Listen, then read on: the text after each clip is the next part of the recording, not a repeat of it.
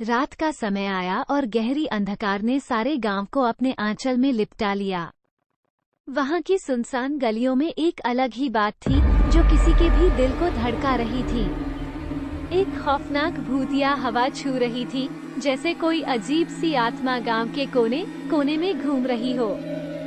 इस डरावनी रात में गांव वाले एक एक करके अपने घरों की ओर बढ़ रहे थे, परंतु एक घर था जिसमें कोई भी आगामी नहीं हो रहा था।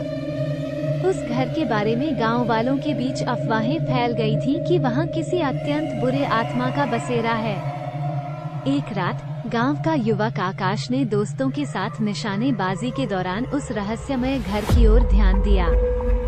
वो तड़पते कदमों से उस अंधेरे द्वार पर बढ़ा और दरवाजा खुला होते ही उसे एक अजीब सी आवाज सुनाई दी।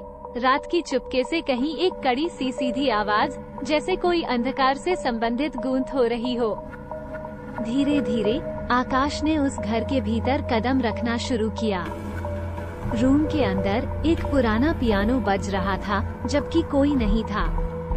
धीमे धीमे वो उस पुराने बजते हुए पियानो की ओर बढ़ा और एक अजीब सी महक महसूस की। चिर्पिंग साउंड के साथ एक अंधकार में छुपे हुए एक छाया ने आकाश को घेर लिया।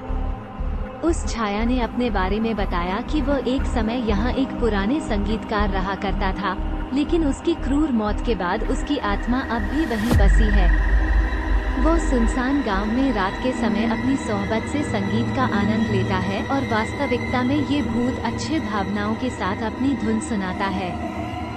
आकाश ने अपने दोस्तों को इस अद्भुत अनुभव के बारे में सुनाया और वे सभी मिलकर उस घर में समय बिताने लगे। उनकी मौजूदगी ने गांव की हवा को बदल दिया और अब रात का अंधकार भी दरवाजा खोलकर गांव वालों के लिए डरभरा नहीं रहा। फॉलो करो।